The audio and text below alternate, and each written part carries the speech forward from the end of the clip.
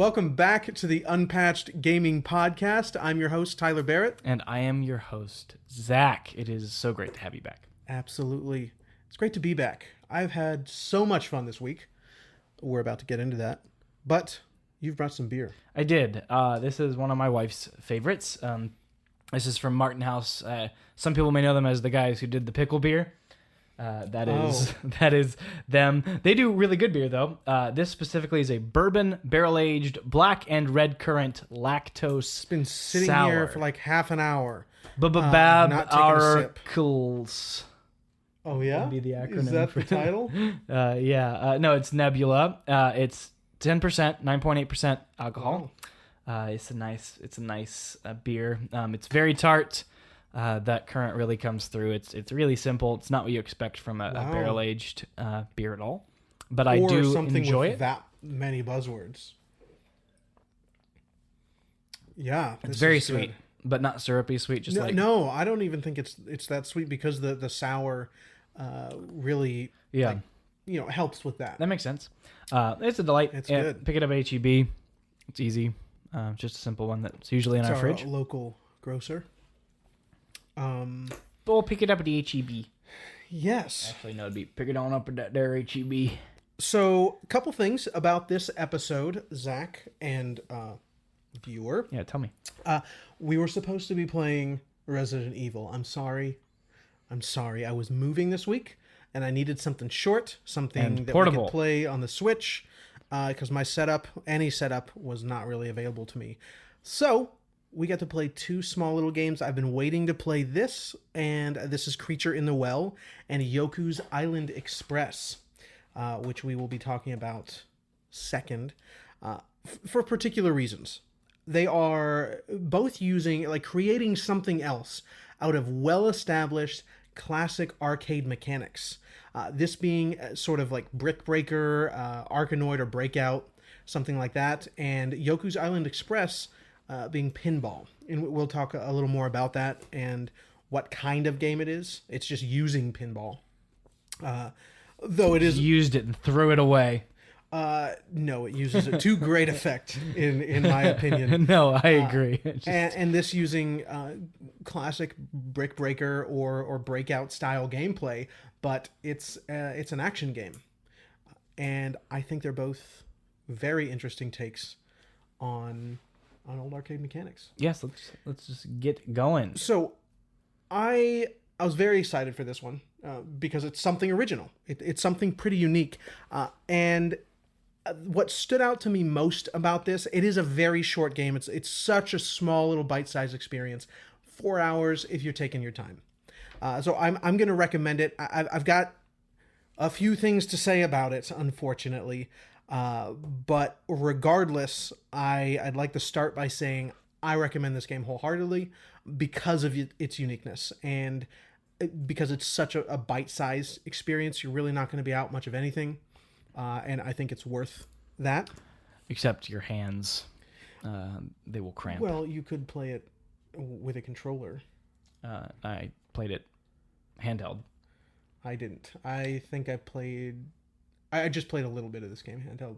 It looks so Played the good. whole time handheld. I noticed my hands were hurting. Like my thumb was legitimately hurting after. You gotta balance the two buttons. And, yeah, we'll talk about it. Yeah, I changed them. You can something like of all of the shortcomings that I'm going to mention, you can fully remap the controls. Yeah. So I did. I changed the dash to one of the triggers, and that saved my life and my hands.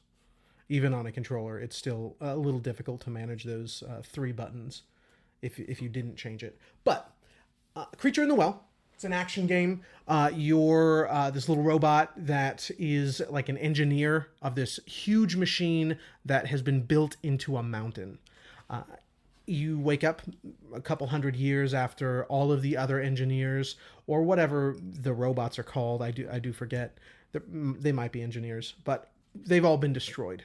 And you wake up, something activates you many, many years later. And this huge storm has formed around the mountain. This small town is caught inside of it, like a sandstorm.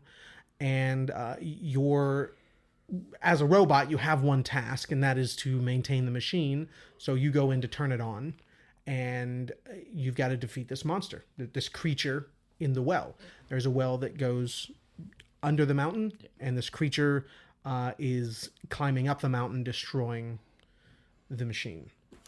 So you've got 2 weapons, 2 swords, which I'm going to mention something about one of those in a bit. 2 swords, one that captures energy from the like brick breaker walls that are scattered around each of the rooms, and it charges that energy as well. Yes, and then one of them that just hits it like a bat. Really, like it's you're straight up swinging a bat. One of the items is a bat, and you dive into a few dungeons. There's 8 dungeons, or I guess 9 if you're counting the last little gauntlet. It's a little smaller than the other dungeons, but 8 dungeons. Each of them have their own like visual theme. Some of them have a few recurring mechanics. I mean, each of them have like a recurring theme, not any new mechanics, but the sort of way that each room is shaken up, that's used like over and over in each particular dungeon. And they're short. There's 8 of them, as I mentioned, maybe half an hour through each of them until you get to the boss. You might have to, or that final encounter rather. That might take you several tries, but the actual crawl, very short. You're hotter on this game than I am. So why don't you take it away? What are some of your highlights? Obviously, the art style. It's the first thing that stands out to people. Straight out of the comic book. Yeah, it's absolutely gorgeous 2D, kind of 2D style art, but in this little 3D environment. It's really beautiful, well presented, well put together, and it's coherent. It has this kind of coherent, physical, artistic language to it. Everything just gels well together. Everything feels very natural, and like for a world that they probably cooked up in just a couple sittings, this game is not something that is this massive lifelong project. It was just an idea they ran with. No, and I you're right. It's not something big. The things that I'm mentioning were probably never on the radar, given the kind of game this is, and after looking into Flight School, the developers, that's probably all it was, a weekend idea, or some small idea that they threw together over the year of development or whatever it may have been.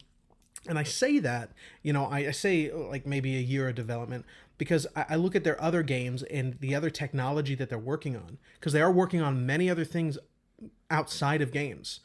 They're just sort of like an experimental tech group that also makes video games occasionally. So it was likely just, oh, cool, we have this idea while we're all having a beer. Let's go make that. Napkin ideas. Yeah. So yeah, the things that I'm going to mention later on are things that I would like it to be, that it has potential to be. It was not the intention. Yeah, for sure. And, we'll still talk about them. But for me, what first, because I played this before Yoku, as you did as well, I believe. Yeah. And what both games do with, it's incredibly surprising to me as someone who was not and is not still much of a fan of either pinball or, these brick breaking games, the classic Breakout or anything like that. Those games don't usually grab me. I didn't play them a lot growing up or anything. These games capture most certainly what is the original joy of those kinds of games. Even though they're meshing them with other genres, even though they're doing something new with it, the core is that original joy that was found in those games. And it's so easy to tell that that's what is driving both of these projects. I never liked pinball, but Yoku's very much made me go, this is probably why people like pinball. Yeah. Like you can see it, the art of the actual design of each little pinball table, right? Mm-hmm. In this case, or in Creature in the Well, the art of just the stimulation of breaking the brick, of like the actual feedback, what's the word I'm looking for? The sensory feedback. Yeah. Which is one of the things that I wanted to mention about this game, because you're right. That's one of the the driving forces of those games, and I thought it sort of fell short in that department.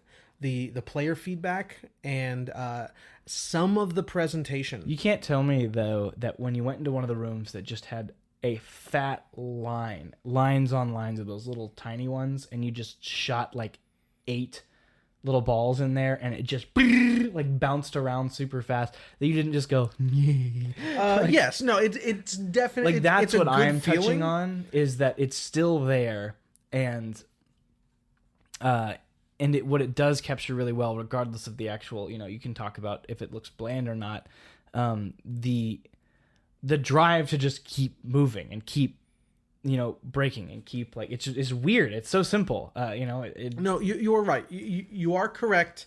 But I've seen all of the trailers that were released for this game. I've had it for quite some time. At least it's been on my radar since its release. And I just built up this bigger game in my head. So the things that I want to mention in a bit, I won't call shortcomings, or not all of them, because again, that's not what they were going for. It was not the intention of this game, so it's not fair to call it a shortcoming. It's something that I think it could be. It has very high potential to be, but the feedback is, I would call a shortcoming. Not the visual feedback. The particle effects are coherent with that art language, the art style that they have there, that visual language. I mean, but it's the auditory feedback. There's very little of it. I think I can see where you're coming from. The dash doesn't have a sound. Yeah. The doors, they have a sound. Hitting the balls have a sound, but when you break those bricks, they have a very small sound that's kind of like, oh, a thing happened, as though you were like pressing a menu option. It's the auditory feedback. But don't it let had that so much more room for steer that. you anyone the wrong way. That the actual visual information and communication of what is dangerous, what needs to be accomplished. Oh yeah, you understand that visually. Immediately. It's great. Yeah, like that. Let's make sure that's established. Is when you walk into a new room, you know exactly what needs to happen. Yeah. You know what's dangerous. You know what you need to look out for. All that is communicated immediately. You just reminded me, because I forgot to write this down. Something that I was given the scope of the game, and I thought this was a much smaller studio, so maybe looking at them now, it's not as impressive. But every time I walked through one of the longer hallways, I was like, this camera is so good. It moves through those hallways and centers on however the room is oriented, centers on those so well. It flows very, very well. You can't control it. It's all fixed. So when you walk into a room, it's almost top down, maybe like kind of isometric, but you can't really move around. It's just on the screen. That's the whole arena. And yeah, as Zach said, everything you need to know is readily apparent. There are secrets, so of course those are hidden. But it's really that auditory feedback for success or failure. Yeah. Not what's presented to you. It's just the feedback. Yeah, sure. I think could be greatly improved. And yet, even with that, I still picked up on the fact that this is like someone really engaged and identified with this type of game, and I was still able to understand that just playing it as someone who doesn't play those kinds of games. Mm-hmm. So there's enough there to at least pick up on that, I'd say. Yeah, I won't deny that. Something else, though, I love about the game, so art style, just the core, getting someone like me into one of these kinds of games. It's weird. I don't talk about this very much when I talk about games, but the actual progression, like as you're going through, you have one area, and then it opens up 2 more, and it opens up 4 more. It's just this weird little, the way the dungeons become available, essentially, and there's just each one has its own little, gimmick, mm-hmm. And you have to kind of, sometimes it's evolving a present gimmick, sometimes it's a brand new one. Most of them have mechanics that are in all of the other ones, but they all emphasize at least one mechanic in a different way. And there's typically the path straight to your goal with the little boss encounter, for lack of a better term, on the way there. But there's also these little optional side content to get some of the secrets, a new cape, a new sword, a new charge baton, things like that have, different effects that can be very helpful. But a lot of these side challenges get really hard. Like really tough. And I enjoyed that, the ability to, if I really was sick of a certain type of challenge, I could get to the boss in just minutes and go and face it and be done with it. But also come back, because as you said, it's 1, then 2, then 4. So you do have plenty of choice there. It's and you have a lot of variety in the way you can approach it. It's still paced out, so you don't just feel like, okay, well, where do I start? It still definitely has its own pace, but you still get some control over that pacing yourself. And I just really enjoyed that. I had a good time. And it's not something you see in a game like this very often, so I appreciated it.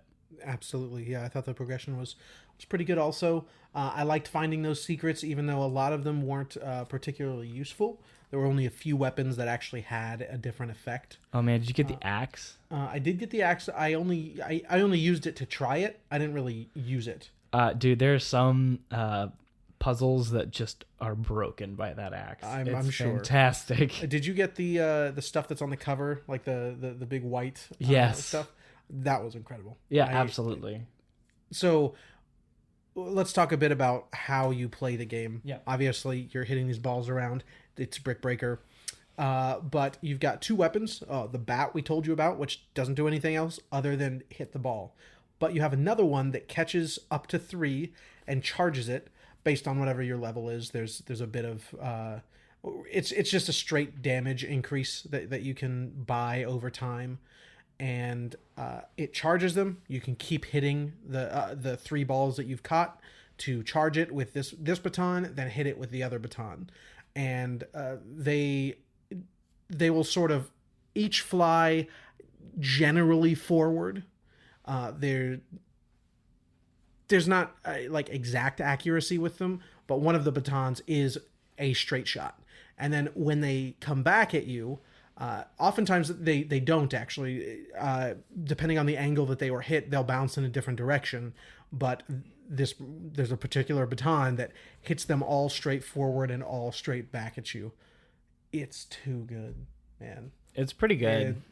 I thought it was awesome because so I would hit them with that one, but sometimes use the other one that I used most often was the one that freezes time and allows you to aim your shot just for like a brief moment as you're swinging the bat. That one's very good. Yeah. And then I also used the healing, like the catching baton. I use that occasionally. And it's good to just switch to if you're low on health. Yeah. Which is one of the things that I wrote down here. Like, you could have just had another equipped spot to like use one of the other 2, I guess the bumpers, whichever ones are up front, not in use, to switch. Just quickly instead of having to go to the menu. Yeah, because there's not many New Zelda items. versus old Zelda. Yeah. And I have to put the boots on again? Yeah, that's nuts. It's really nuts. Can you imagine if the next classic Zelda game was all contextual? Like you could put things in your item slots if you wanted to, but if you were on the magnet wall to put on the boots, it's just gonna put on the boots for you. I don't like all contextual because then things don't. You can't be free form with it, Which if they or some middle ground, yeah, sure, maybe not all, but if it just like it'd be so nice did though. Those things for you, that would be nice. You know what is always in my head? Little tangent here. Pray tell. The sound of the magnetized iron boots in Twilight Princess. That sound effect, for some reason, just will always be with me. I would try to make it, but let's move on instead. Yeah, don't do it. So it's a unique game. It's super short. It's cheap. I definitely recommend playing it.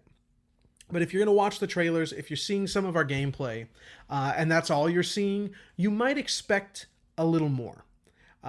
As I did.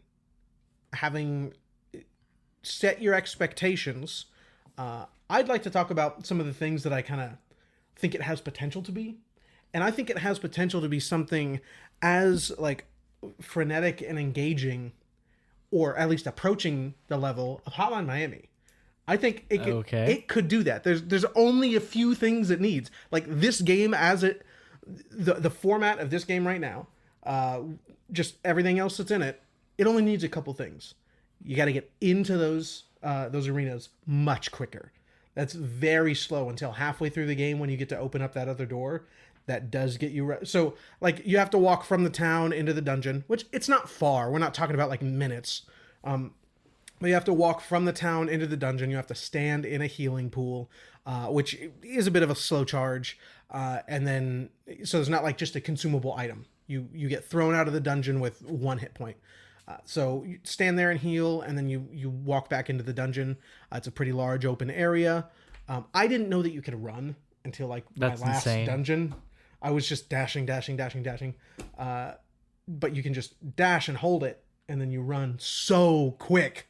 It's so you can book it from the first door in that dungeon to the end in like I kind of like seconds. the slower pace, honestly. Like having to walk through long hallways. No, I don't mean the hallways of the dungeons itself. I mean from getting thrown out to walking back into the whatever dungeon you're doing. Like that process. Either what you're saying, this faster, or more stuff to explore and check up on and do in the town. Maybe having some routines. I think of Hades, right? You had your routines when you got back, when you spawned back in the House of Hades. You had your routines. Maybe something like that. I think those are 2 different paths, 2 different kinds of games. Yeah. Because if you were to go with that route, which I would not mind either, also some more to do in the dungeons.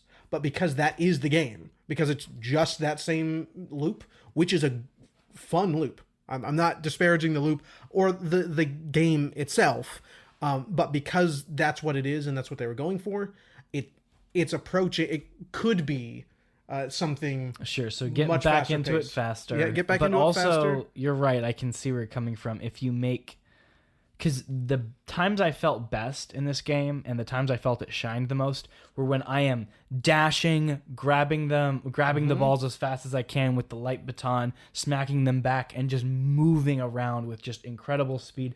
Dashing, getting closer to someone, charging and dashing at the same time. Yeah, like so there's a few things zipping there around, about increase the speed of the dash, increasing the length of the dash, maybe increasing the overall speed of the game. Yeah, most of those things. The dash specifically is the distance is fine, the speed of the dash is fine.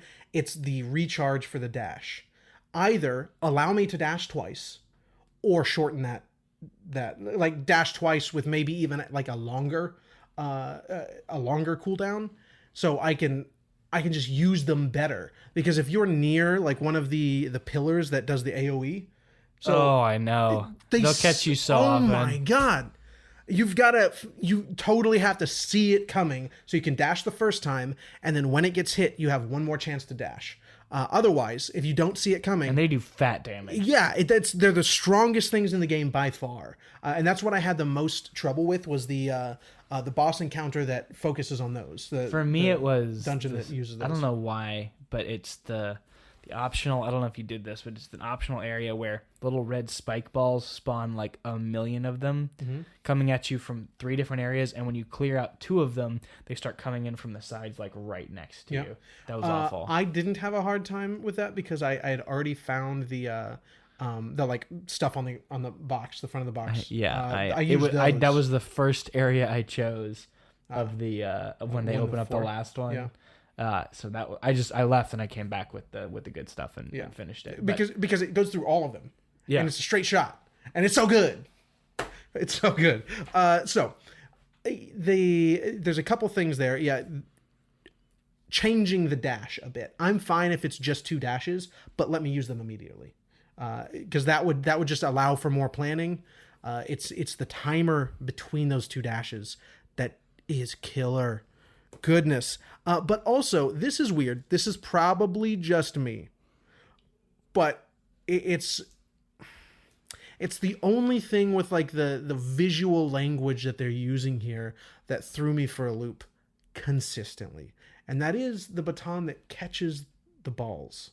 So turn this into something much more fluid and fast paced, and like we're talking about here, I think changing that same button, exact same use case, it's just weird and makes zero sense to use your sword to like slap these balls, but they're standing directly in front of you and getting charged. Like if you could just hold, because you're holding it anyway, you don't have to keep touching it. It does it automatically, and it does it at the same speed as if you touch it. So all you have to do is hold it. Nothing changes other than the visual aspect of that weapon to just be like a little thing that charges. Like, because I would like stop because I'm swinging a sword, and the other sword you have to stop to use it, or it does stop you when you press the button. Just the way it's visually presented threw me for a loop because it's a sword and I'm like thinking that it should be hit. It's just a little odd. That's fair. Probably just me. I know that one's super. I want to backtrack just a second though and go back to the speed. I've always, and this is not again dissing this game, it's just an observation. I have an incredible respect for games that, like, let's say it's a game that, speed is really important, or, a game where, you need quick reflexes, to where there is no limit to your speed, to how fast you can be going, to how many dashes you have, but to be able to limit the player because of how fast they're going, because of how they're trying to push faster. And the more skilled you are, the faster you can go and the better you feel. Kind of like what OG Sonic tried to do in a way, how certain games will only let the limitation be the player's skill. I have a deep respect for those kinds of games. Definitely go that route. That would be good too. There's a lot of ways this game could go. This seems, like you said, the beginning of not even the beginning, the intermediate stage of an incredible idea. Yeah. And then two more small things. I already talked about having just one more equipment slot. Just let me use one of the triggers to swap that, because switching from something that does almost immediate damage to something that heals you when you catch the balls, that's a lot of help. I have to pause, go into the menu, which has no auditory feedback. There's nothing. There's no audio there. It's just like boring to look at.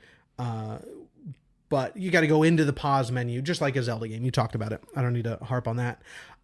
And the feedback I talked about earlier, that is not to make the game work in this like fictional version that we're making. This is just to make it feel better. Sure. So the auditory feedback when you're knocking bricks down, and then just some actual music. It's like the same couple of like super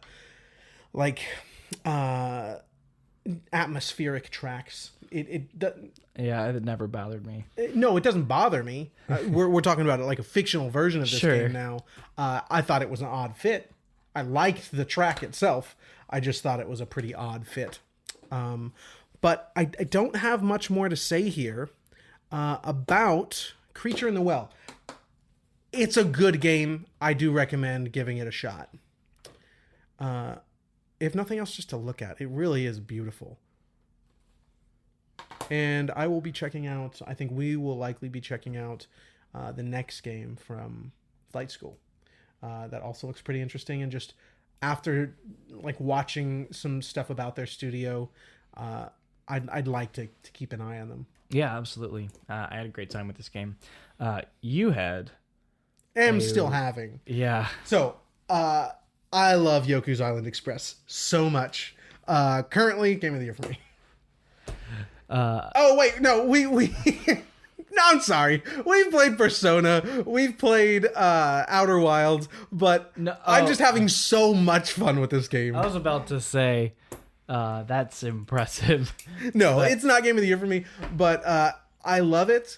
It's a Metroidvania game whose primary mode of transportation, that was hard to get out, is pinball. And it just keeps working. Maybe if pinball isn't something that you've played a lot. Pinball isn't something that I ever play. Like me either. I played the Windows Space Pinball Like when I was a kid, you know what I'm talking about? It just came with a Windows operating system. I don't remember which one it was. Maybe 95. Maybe it was XP. No, it was XP. It was XP. It came with XP. That like space pinball. I played that. I played Metroid pinball. That's like all my pinball experience. Not for me, but we're gonna bring in a new beer first. Sorry if that's super loud. Nick can lower it. Just a little for me. Oh no, that means I have to drink more of this sour. So another sour here. This is from Blue Owl. That's how you know we're pulling from my fridge. All yes. sours. Oh, you said just a little. No, that's good. Yeah. Ooh, I can smell that. Yep, tangerine milkshake IPA. Correct. Tangerine. Let me get some of that condensation off of there. Tangerine milkshake IPA from and vanilla. Excuse me. A sour mash. Where's the alcohol? I don't know. Anyway, it's good stuff. We've both had this. Up here, 6%. Okay. I like this one quite a bit. Yeah, it's delightful. It's pretty sweet. It is delightful. Just like this game. Yes. Just like I recommend this wholeheartedly. So, with my experience with pinball being very limited, again, I was easily convinced of why people love pinball. For me, what came through the most was the originality, the innovation, the design of the actual table. When you play pinball, I think it's one of the rawest gaming experiences in terms of being able to interact directly with the creator, right? The innovation and the creativity of the creator are right there, and you are, as you learn the table, as you find its little secrets, as you find these little tricks to it that were built into it, and sometimes maybe not, you're in this very immediate, tangible, physically communicated discourse with that creator in a way that other mediums don't quite get to. And I wouldn't have been able to articulate or even think of that thought until playing this game. Well, I'm happy to hear that. Yeah. I'm no pinball fan. I play pinball often enough. Anytime I go to the arcade, I'll play a few rounds of pinball. I think Arabian Nights, that's the one I like most. And the Street Fighter 2 one. I've played Zen Pinball on PS3, and Pokemon Pinball Ruby and Sapphire. I love that game. Which I just 100% bought of that game when I was younger. That's amazing. I'm about to 100% this game. The only two games I've ever 100%ed pinball games. Oh, I'm just kidding. Well, that actually might be true. I don't know, but it very well could be. I'm definitely a Mario 100%er. Oh yeah, I always 100%. I have Mario like games. 3 stars left to get in Galaxy. Just do it. What's your problem? Because I don't care. Like I was just doing it to be doing it. Towards the end, they were fine. Those purple stars were fine. I love the Luigi one, like with the 8-bit Luigi. Yeah, with the purple coins there. I think that one's fantastic. Is that the one where like the tiles are flipping? Yeah, that was hard. That was very fun. Super fun. That was a good one. That was a very good one. Anyway, yeah, we're not talking about Mario Galaxy. We could be talking about Yoku's Island Express. Go ahead. So, it's a Metroidvania game. The sort of traditional trappings that you would get from a Metroidvania are here. The different sort of biomes, each with their own sort of mechanics, not like hugely differing mechanics, but themes, definitely mechanical themes, and secrets everywhere. There's actually a pretty good amount going on in this game. I think that the map design and the interconnectedness rival the greatest examples in the genre. I will agree. Yeah, I think that it's honestly, if you were to strip out the pinball, strip out all that stuff, and just think about the map design and the level design and like how you get where you need to get, and how sometimes that's optional. You can find an optional route back. All that stuff. Really, it's among the masterclass examples of that in gaming. I think one of the things that allows for that is the presentation of the world, the kind of world it is, because every Metroidvania game that I can think of is in an enclosed space, a castle, a derelict spaceship, a ant pile underground. Whatever. It's enclosed. It's the Hallow Nest You're correct. You piece of literal garbage. This No, is Mokuma Island, all right? Yeah, and correct. You can see through the island. You can see the sky on the other side. You see the trees. It's as though the camera is just, off the shore a little bit.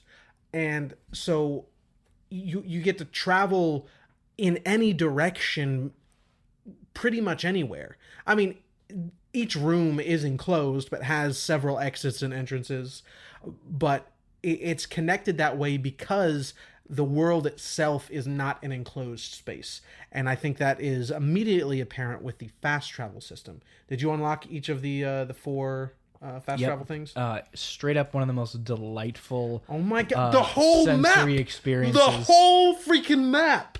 You can so you fast travel with like Donkey Kong barrels, okay, around the entire map. So you just fling yourself to another barrel that's like 9 rooms that way and can drop off there or keep going around the whole map. And there's one spot that it consistently loaded for me. Everything else is immediate. The whole map is loaded, and it's awesome. I love it. It's so much fun to just swing around the whole map, which is surprisingly sizable. I was not expecting it to be that big of a game.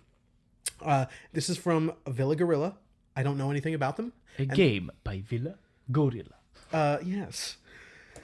So the interconnectedness of the world, that is pretty incredible. There's something I think that this game does better than any other Metroidvania game, and that is present a Metroidvania game. I think for someone who is new to video games... Can you just explain what you're talking about? Yeah. So I was just having a similar conversation with a colleague of mine. He was recommended a few games from a good friend of his, and he hates all of them. He bought them and played them and doesn't like any of them. And his friend is super into anime, likely plays, every Hatsune Miku game. And this is like the finale for Mary Skelter is coming out soon. I don't know if you've heard of that. I had not until now. So he played the previous Mary Skelter game, and what this person was unable to do is consider the other person's enjoyment for that thing. Of course, I want someone to play Hollow Knight immediately, but not everyone is as well versed in video games as we are. I also think, because you mentioned Hollow Knight, might as well bring this up. I think Hollow Knight is specifically meant for people who play Metroidvanias. Sure. I think that because of how it evolves the genre, it's not like parodying it or, playing with it in a way that you have to be aware, but a lot of those instincts will activate and will then make you aware of just how brilliantly designed Hollow Knight is, right? All the things that it does that are totally fresh. Versus something else, sure, as well. I think that I can see where you're coming from, where Yoku's does a good job of going, this is how this works, without being baby's first Metroidvania either. No, it's not. But pinball is immediately accessible. Each of those individual pinball tables most of them are pretty fun and easily digestible. And it's a very bite-sized game. You can finish a room or two and just walk away. You don't feel like you're in the middle of some grand adventure that you have to sort of find a good breaking point. Just finish a room or walk out of the room and save. Or toggle your switch off, whatever. So if someone had never played a Metroidvania, this would be a game that you'd tell them to start Absolutely, with? 100%. And I've done As this... a huge fan of Metroidvanias, one of the core genres I played growing up, right? It's a little bit daunting, probably, for a newcomer, but in terms of communicating what these are about and how to navigate and what you're supposed to be doing wordlessly, I think Super Metroid is another really good choice. There's one reason I would still pick this over Super Metroid. Because someone you are likely, this is, of course not everyone, but I've done this 3 times now with 3 friends, new to gaming, wanted to sort of get their feet wet. A colleague at my previous job came to me and a friend. Hey, I'm picking up a PS4. I haven't played a video game since I played as Luigi in the 90s. So picking up a PS4 just because I need a new Blu-ray player, and I want to give video games a try. And my friend's first recommendation was Red Dead Redemption 2. Oh. What are you talking about? I would never play games again. Yeah, Like, that was my first. Red Dead Redemption 2 and God of War are the ones that he recommended. I'm like, dude, let me help you. Bloodborne. I'm just kidding. Yeah, like, let me help onboard you to an entire medium. I've done this 3 times successfully, Effect. and it's fun. Tetris Effect is actually one that I recommended. I know. I wasn't joking. I knew. I recommended Tetris Effect. I recommended the farming game that isn't Stardew Valley, and I forget what the other one was. I think it was a like some Telltale style game, something. Oh, he liked horror, so it was PlayStation 4 exclusive. The I don't know. It's like a high school horror game. I forget. Until Dawn. Oh yes. Yeah. Which we need to play. Yeah, I would like to, because I'd like to play their new series, the like Dark Chronicles, Dark Pictures. Yeah, it looks interesting. So the whole point there was to sort of make this technology and see how quick they can churn these games with. But the back technology. to Super Metroid. Back to Super Metroid. So, I think that most people, or a lot of people that would be looking to get into Metroidvanias for the first time, likely would be off-put by the darkness of it. Not like that it's difficult to digest, but like, oh, a space guy shooting dudes. That's what video games are. Duh. Like, this is something so But I can think of an equal amount of enchanting. people who just will immediately go, "Oh, pinball," and not play it. Probably. Yeah, so That I could would be still it as well, but it's so much more than just pinball. sure, as Super Metroid is It's so much more than just a space guy shooting things. In fact, it's not even a space guy. well, I shooting know, things. I know, but that's what anyone would think. No, for sure. So You know, I think our like Luke, I am not your father moment, like this medium's moment, is that reveal. just what? Yeah, Especially because the NES manual, which is in my opinion one of the greatest manuals ever written, it's gorgeous. I friggin' love it. No, dude, the introduction to Birdo. It's truth. But in Metroid on NES, the entire manual refers to Samus as a he. Mm-hmm. And so... And my mom was 12 years old. She was maybe a little older. I don't know if she was getting high, but her brother was with his friends. And they were all huddled in their room. She never played a video game, but she remembers that still. She remembers... I was playing Metroid Prime, and she just saw it on the table, and she's like, oh, I know that girl. It's great. She just saw the case on the table, like, oh, I know who that is. That's amazing. It just hasn't like left her mind, and that I did not get to experience that. You know, I already knew, but I feel like that revelation is. I think it wasn't one long of our after biggest Luke, I am your father. revelations. The same in the decade, medium. actually. I don't remember. Yeah, because episode 5 was 1980. NES Metroid was 87, I think. Maybe 88. I couldn't tell you. I'm probably totally wrong, so let's keep moving. Well, that might be a difficult hurdle. The fact that it is pinball. Sure, but I get what you're saying, and I want you to keep going on that, talking about why it's such a good... Well, that's it. We talked about the sort of introduction to the genre as a whole. Yeah, you and want to keep being- exploring intrinsically, like, because that's the desire of, like, that's what drives you in a Metroidvania, is the intrinsic desire to see more, the intrinsic desire to find more. Yeah. Right? And there's so much under the surface of this game. I am about to 100% this game. I'm very close. I probably have another session or two.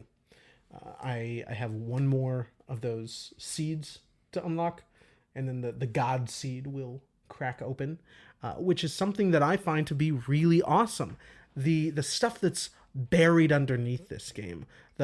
Not so much the lore. It doesn't have any of that. It's not having you dig into text logs to find out what's going on here, but it does present some pretty weird stuff later on. And once you get through the first area, then you start getting the pinball tables which are the rooms, the levels are presented as pinball tables.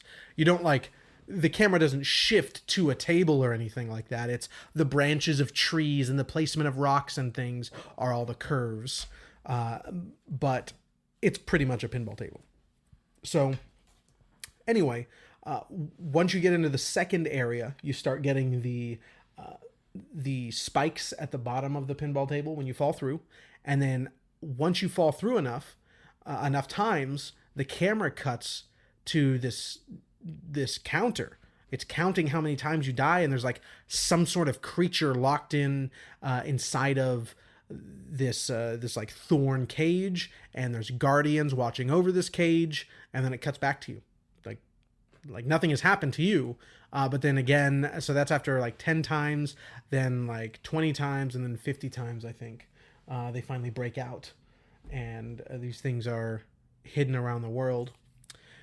And there's some other weird stuff like that are just intriguing.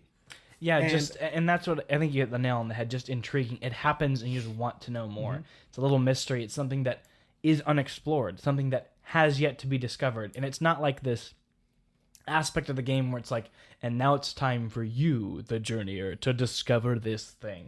It's just there. Yeah, it's totally just there. There's 3 things you have to do, which are all minor tasks of the major task, which is saving the big god of this island. Whatever his name is. Something like that.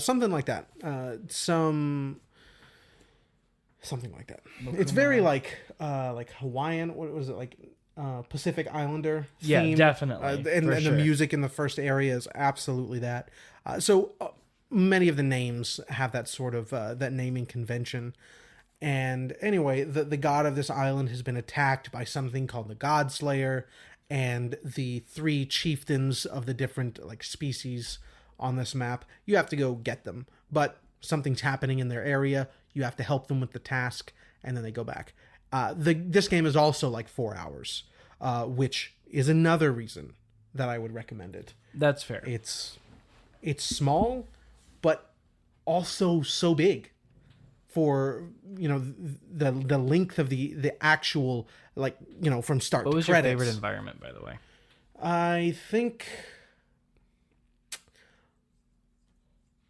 either the first area or the snow peaks. The snow peaks for me are definitely one of them, but I remember falling into the first time that you get the to the underground area, and there's just that massive statue in the back, and there's just rushing water that you're in this little tiny underground lake, and I just sat there for straight up a full 60 seconds. Yeah, and just took it in. Yeah, there's plenty of things that look really, really nice in this.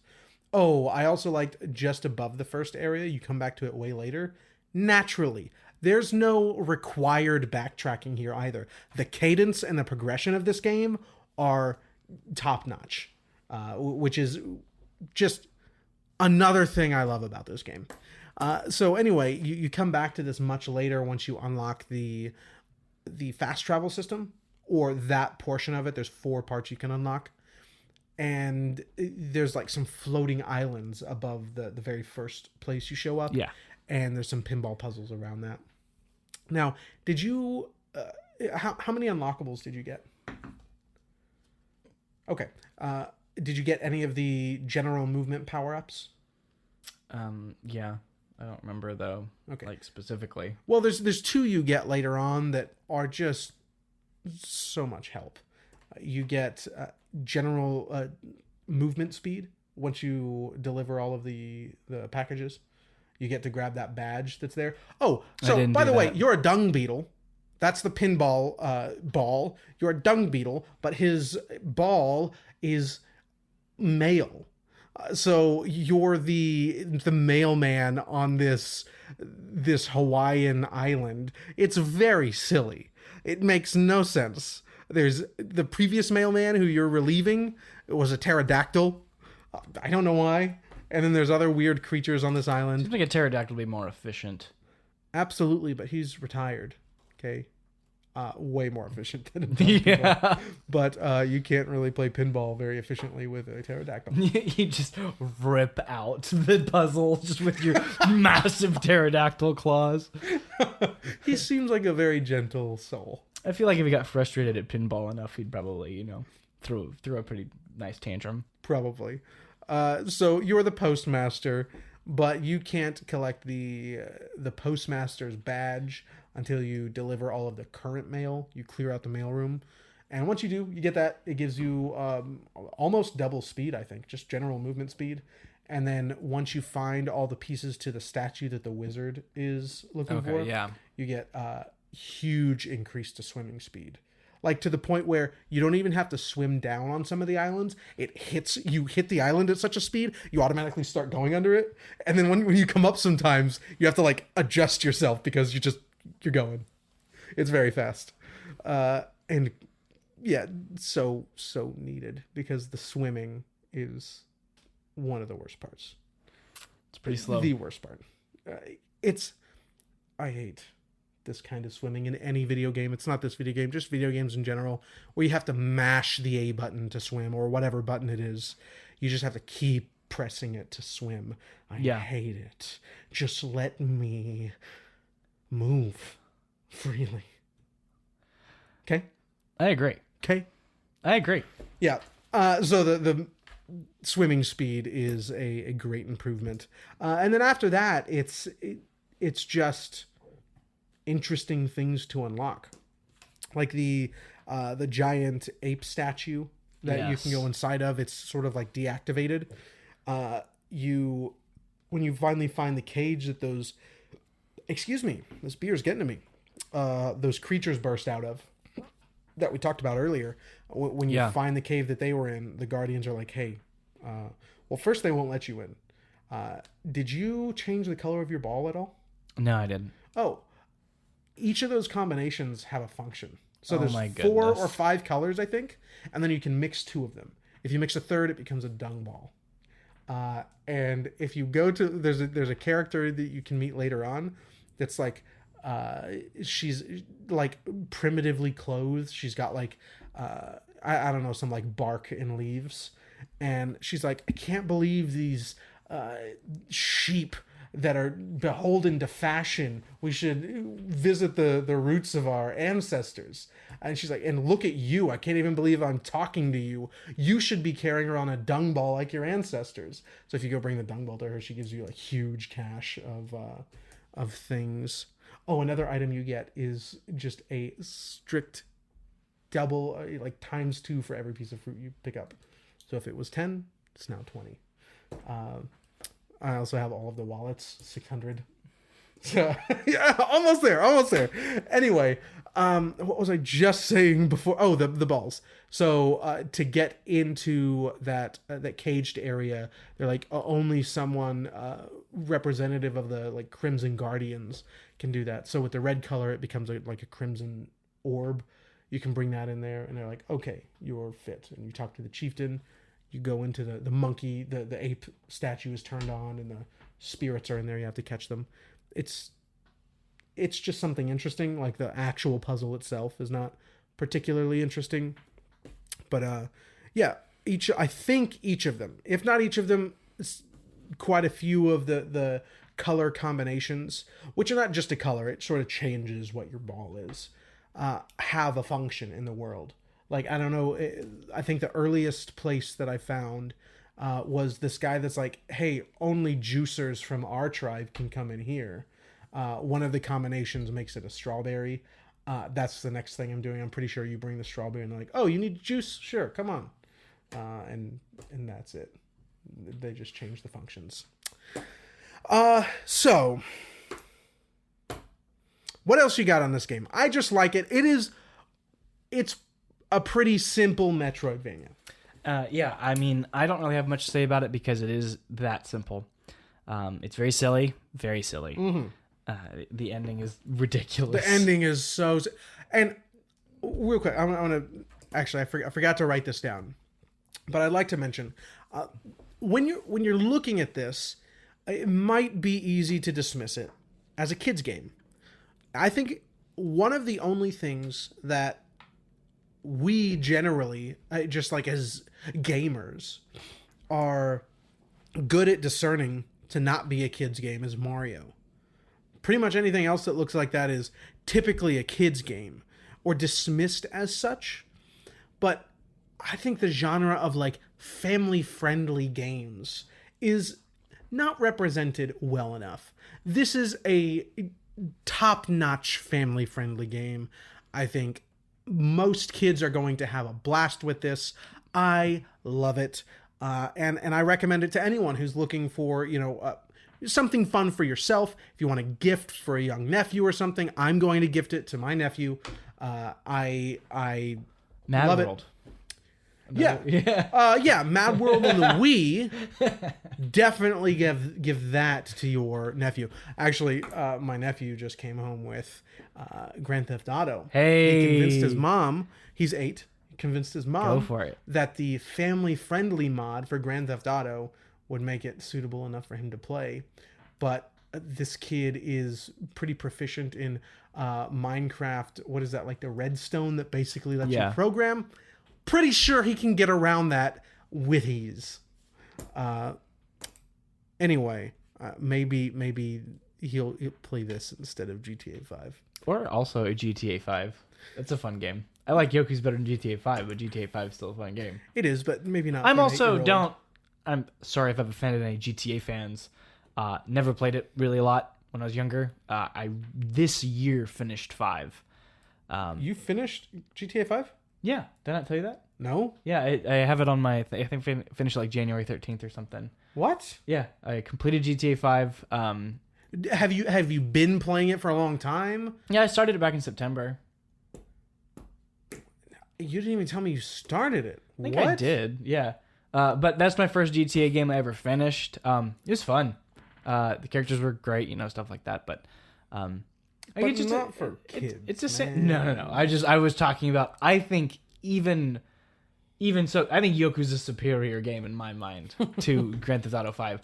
But I'm also that's just not my. What a hot take! That's a really hot take. I'm not superior. Not I like it more. It's a superior game. Yeah, Do you want to correct that? No, not at all. A superior game to GTA 5. I think so. Okay. I'm not going to disagree. I love this game. Yeah, I don't really like Grand Theft Auto. I also just like pissing people off a little bit, probably a little bit too. But for me, though, I will admit GTA 5 is not a Zach game. It's definitely not a Tyler game either. It was fun though. I would not go back and take away those hours. I'm glad I played that game. It's a fun game. Anyway, Yoku's is great. Thanks for recommending it. It was a delight. Yeah, I'm happy you play. enjoyed it. And next 2 weeks from now, we will be jumping in finally. Put it off a little bit. Resident Evil 7 and 8. Village. Tyler has played neither. I had played 7 beforehand, so this will be his first time through 7. I'm if anybody's gonna pay attention on the Discord, I'm taking bets. Okay, what will Tyler? He's not like taking and bets. hate? He's not a betting man unless he's actually playing poker. Unless I'm playing poker. So I'm taking bets though. Like with Tyler, what's he gonna like about each one, and what's he gonna hate about each one? I have a fat little stack percentages, guys. Okay, we're talking. How's Hank just gonna win on this one? This is. I need to know. I'm really excited for him to play both of these games. Man, there's some highs. I'm excited for you. I played the demo last night for 7. I played that a couple times and realized I was not going to take the time to find everything, all the little stuff. But then this morning played the opening. I didn't have much time because of work, but gonna go play tonight. Played the opening up to. Let's see what happened. I died getting out of the attic. Oh yes. So, dude, when you're walking up to the house and you just see Jack walking away, I don't know why that moment just sticks out in my head. It's just it's a good one. It's a beautiful little moment. It's a good one, but it's not scary. It's just there. Unfortunately, there was just one small thing that totally stole that moment. The way the large branch that's blocking your vision is positioned, you can see through it. Like, there's a pretty decent crack. Jack just disappears. Oh, that didn't happen for me. It did for me. That sucks. Yeah, and it was like very That's like obvious. a classic horror movie moment. Like, nothing scary, nothing, just the madman just walking. Yeah. It's so nice. I love it. And so, like, as he hit that... And the horse emblem. Yeah. So no, good. he didn't disappear. It's just you don't see him walk on the other side of the branch where Sure. you can see through the cracks. And you know, it's just a very obviously a gamey thing. Like, when you see him and then you run around the corner to look, like, they're gone. Because they always disappear. As soon as they're out of the line of sight, they're gone. Yeah. And it's just a gamey thing that, you know, I've come to... Except it's hard for those to really hit as hard as they're supposed to for me. I love that. It's just such a classic 70s it's classic, slasher absolutely. moment. And you can tell they're wearing all their influences on their sleeve. I got my PT here. Yeah. Got my Texas Chainsaw here. yeah, for sure. I did like the demo quite a bit because I wasn't sure what to expect, and it's very well presented.